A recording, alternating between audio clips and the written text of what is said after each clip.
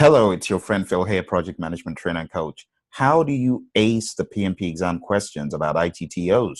It's by applying the 6 W's and 1 H. You often hear people say, memorize, memorize. Well, I'll tell you that memorization can only take you so far on an exam like the PMP. On the CAPM, it might be helpful to memorize, but on the PMP, you need a lot more than memorization to deal with the ITTO questions, because the ITTO questions are not straight questions such as what is an output of this or where does this come from? No, no, no. It is built around scenarios. It's scenario driven. So for you to ace these questions, you need to apply the 6 W's and 1 H I'm about to show you. The first W is, what is the ITTO? As you take a look at an ITTO, ask yourself the question, what is this? And the what of an ITTO can take different dimensions.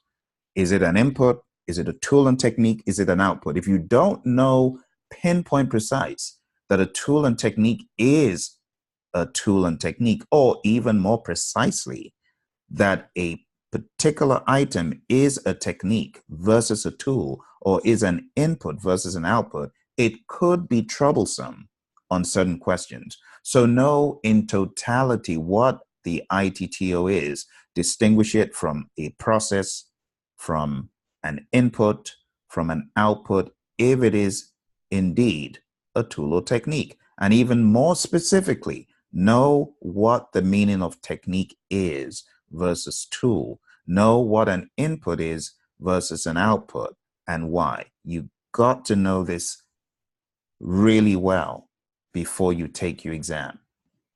When is the ITTO used is the next W. Is it used in initiating predominantly, or planning, or executing, or monitoring and controlling, or maybe it is just used in scope, like product analysis? Is it just used in one process? Is it an output of just one process, like WPD is an output of direct and managed project work only? Is it an input to just one process, like work performance information is only an input to monitor and control project work? Or final product, service, and result transition is an output only of closed project or phase? You need to know the intricacies. The next W is, why is the ITTO being used? What are we really seeking to achieve? Are there many roads to achieve the same goal with other tools and techniques?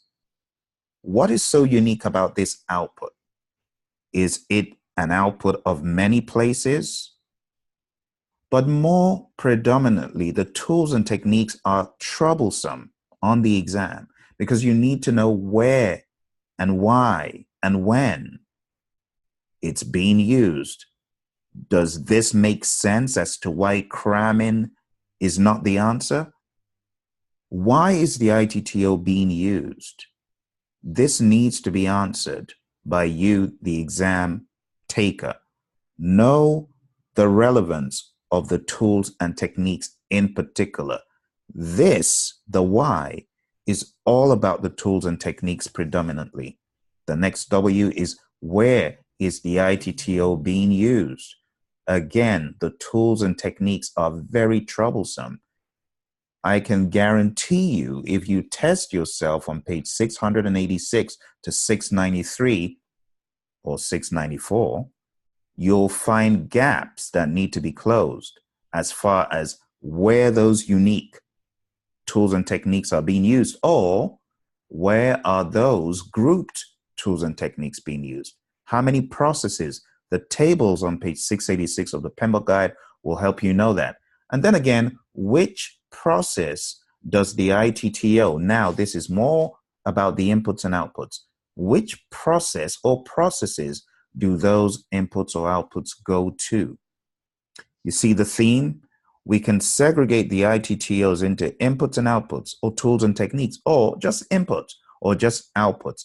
You need to be all over this. There are many permutations and combinations of all these, but I'm hoping that this gets you thinking about ITTOs differently.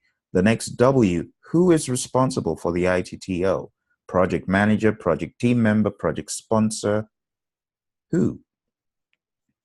Ultimately, the accountability is with the project manager, but when you think about the different processes, there are other players who could come in to the picture. Who is responsible for the ITTO? Who is responsible to provide the input? You say business case. Do you know the sponsor is responsible for that document? You say project charter. Again, the sponsor signs off on it. Now, when it comes to other documents, there could be other people involved.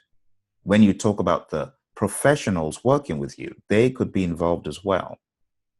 But you really need to narrow down the focus of who could be working this tool and technique. It's not just the PM. For every single one, it could be someone else. Last but not least, how is the ITTO used? This is where you need to be pragmatic and give examples. Remember the website. I tell you about this website all the time. It is tiny.cc/Sigma PMO. I'll write it out for you, just in case you have not seen it before. It's tiny.cc/Sigma, as in Six Sigma, PMO. Check out the website. It belongs to the Center for Disease Control and Prevention. And on that website, you have got several examples of items talked about in the PMBOK guide, ITTOs to be precise. I hope this gives you some clarity and guidance about why cramming ITTOs will not get you very far. It may make you comfortable in remembering terms, but it will certainly not help you when those situational questions come out to play. Remember, we have live training ongoing right now. That may be the silver bullet to help you ace the exam and take out the baddies. So go to Praizion.com or pmsucceed.com and sign up for the training that we're currently offering. We look forward to seeing you. Lots of you have already jumped on the bandwagon and are in the middle of this awesome training happening right now. We look forward to seeing you. Take care and all the best on the exam.